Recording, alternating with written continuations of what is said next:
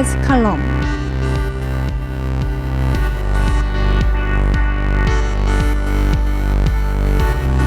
하구 여러분 안녕하십니까? 고려대학교 방송국장 김유진입니다.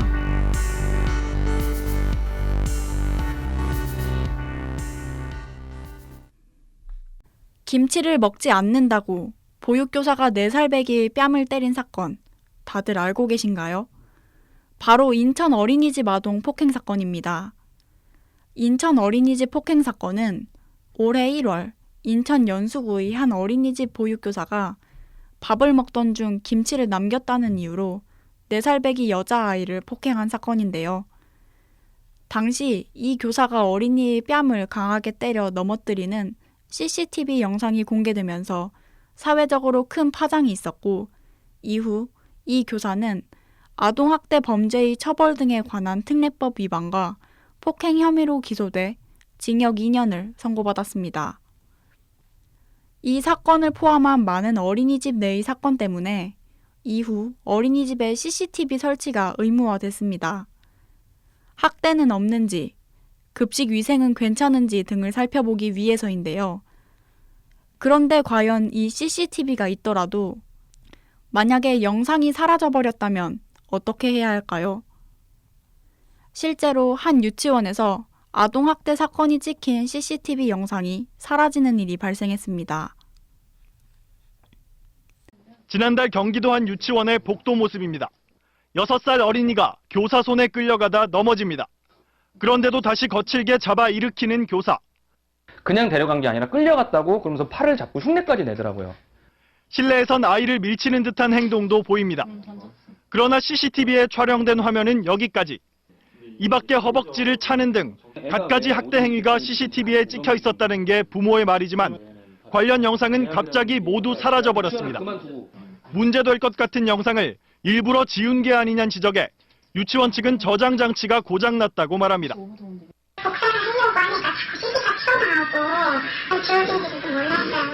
그리고 영상의 일부 부분만 보고 오해하는 거라며 학대는 없었다고 주장했습니다. 그러나 영상이 있을 땐 교사들이 무릎까지 꿇었다가 삭제된 뒤 태도가 돌변했다는 게 부모 측 주장. 신고를 받은 경찰은 결국 국립과학수사연구원에 의뢰해 CCTV 영상을 복구하고 있습니다.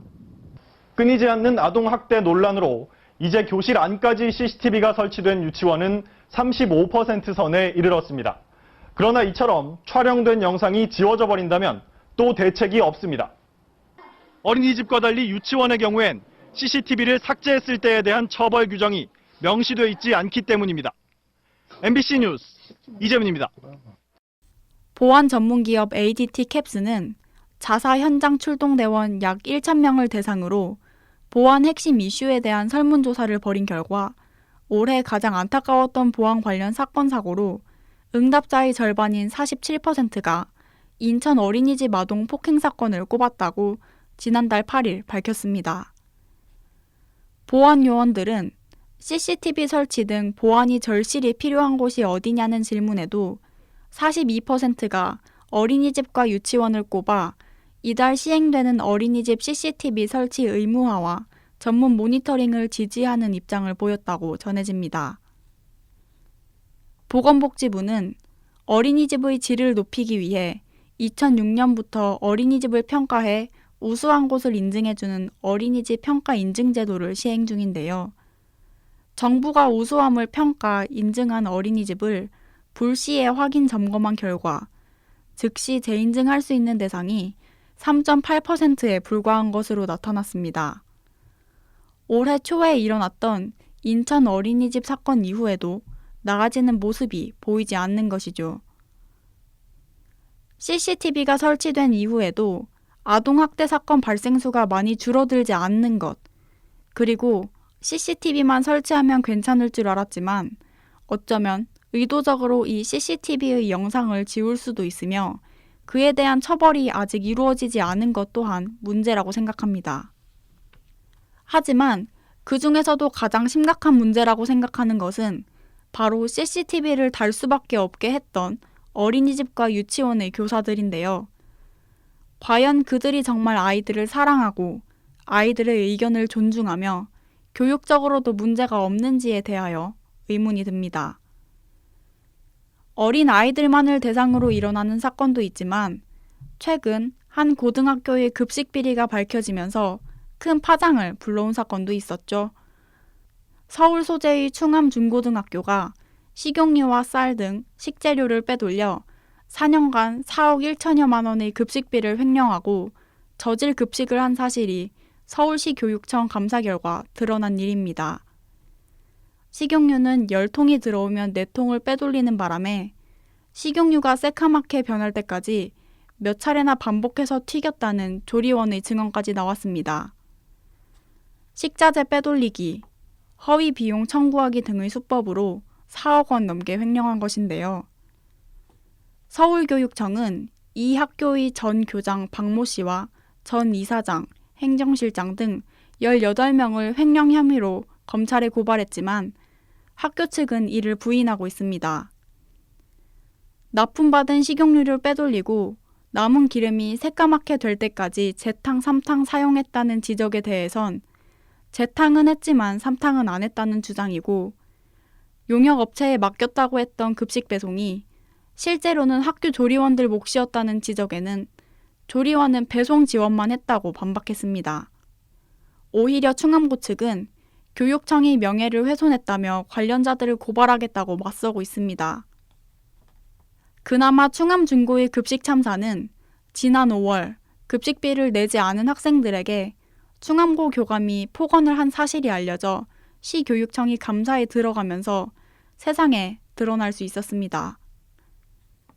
지난 4월 충암고 김교감은 식당 앞 복도에서 점심 급식을 위해 줄을 서서 기다리고 있던 3학년 학생들 앞에서 급식비 미납자 현황이 적혀있는 명단을 들고 한 명 한 명씩 3월분 급식비 납부 현황을 확인하고 식당으로 들여보냈다고 합니다. 이 과정에서 김교감은 전체 학생들이 지켜보는 상황에서 급식비를 내지 못한 학생들에게 개인별로 몇 달치가 밀렸는지 알려주며 내일부터는 오지 말라고 다그쳤고 장기 미납 학생들에겐 언성을 높이고 위압적인 분위기를 조성하기도 했다고 전해집니다. 주변 학생들에 따르면 김교감은 넌 1학년 때부터 몇백만 원을 안 냈어. 밥 먹지 마라. 혹은 꺼져라. 너 같은 애들 때문에 전체 애들이 피해본다. 등의 발언을 한 것으로 알려졌습니다. 과연 아이들을 때리는 것만 학대라고 할 수 있을까요?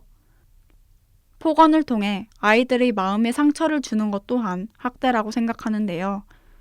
급식비 미납 현황은 다른 방법으로 알릴 수도 있었을 텐데 형편이 어려운 아이들을 감싸주지는 못할 망정 전체 학생들 앞에서 망신을 준다는 것은 선생님이 할 행동이 아니라고 봅니다.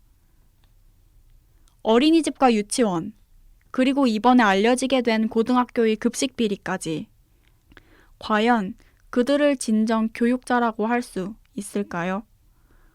학우 여러분들도 이번에 일어난 일을 통해 과연 진정한 교육자는 어때야 하는지에 대해 잠시라도 고민해보는 시간 가지셨으면 좋겠습니다.